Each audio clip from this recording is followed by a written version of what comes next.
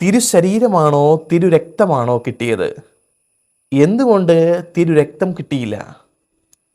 ഈശോയുടെ തിരുശരീരരക്തങ്ങൾ വിശുദ്ധ കുർബാനയിലൂടെ നൽകുമെന്ന് പഠിപ്പിക്കുകയും വിശുദ്ധ കുർബാന സ്വീകരണ സമയത്ത് ഓസ്തി, അതായത് ഈശോയുടെ തിരുശരീരം മാത്രം നൽകുകയും വീഞ്ഞ്, അതായത് തിരുരക്തം നൽകാതിരിക്കുകയും ചെയ്യുന്നതിൻ്റെ ഔചിത്യം എന്താണ് എന്ന് പലപ്പോഴും നമുക്ക് തോന്നിയിട്ടുണ്ടാകും. സീറോ മലബാർ സഭയിലെ കുർബാന പുസ്തകത്തിലെ പൊതു നിർദ്ദേശങ്ങളിലെ 23-ാം നമ്പറിൽ ഇപ്രകാരം പറഞ്ഞു വെക്കുന്നുണ്ട്: സാഹചര്യം കൊണ്ട് അസാധ്യമാവുകയോ വലിയ അസൗകര്യം ഉളവാക്കുകയോ ചെയ്യാത്ത പക്ഷം ദിവ്യകാരുണ്യം ഇരു സാദൃശ്യങ്ങളിലും നൽകേണ്ടതാണ്.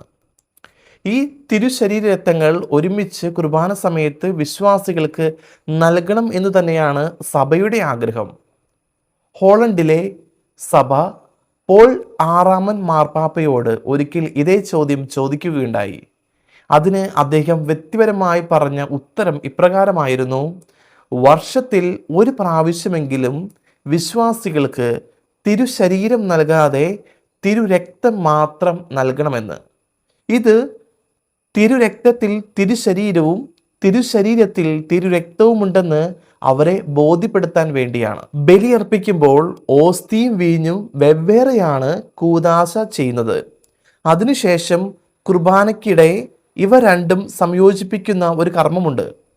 തിരുവോസ്തി രണ്ടായി വിഭജിച്ചതിന് ശേഷം തിരുവോസ്തിയുടെ ഒരറ്റം കൊണ്ട് തിരുശരീരത്തിൽ കുരിശു വരയ്ക്കുന്നു. അപ്രകാരം തിരുരക്തത്തിൽ നനവേറ്റ ഭാഗം കൊണ്ട് ജനങ്ങൾക്ക് നൽകുന്ന കുസ്തോതിയിലെ ചെറിയ ഓസ്തികളിൽ കുരിശു വരച്ചുകൊണ്ട് കാർമ്മികം ചൊല്ലുന്ന പ്രാർത്ഥന ഇപ്രകാരമാണ്: സുദൃഢവും പരിശുദ്ധവും ജീവദായകവും ദൈവികവുമായ രഹസ്യങ്ങൾ പിതാവും പുത്രനും പരിശുദ്ധാത്മാവുമായ മഹത്വമേറിയ ത്രിത്വത്തിൻ്റെ ആരാധ്യവും മഹനീയവുമായ നാമത്തിൽ വേർതിരിക്കപ്പെടുകയും പൗത്രീകരിക്കപ്പെടുകയും പൂർത്തീകരിക്കപ്പെടുകയും കലർത്തപ്പെടുകയും പരസ്പരം യോജിപ്പിക്കപ്പെടുകയും ചെയ്തിരിക്കുന്നുവെന്ന്. ദൈവശാസ്ത്രപരമായി പറഞ്ഞാൽ ഇതോടെ തിരുശരീരത്തിലേക്ക് തിരുരക്തവും തിരുരക്തത്തിലേക്ക് തിരുശരീരവും ചേർന്നു കഴിഞ്ഞു.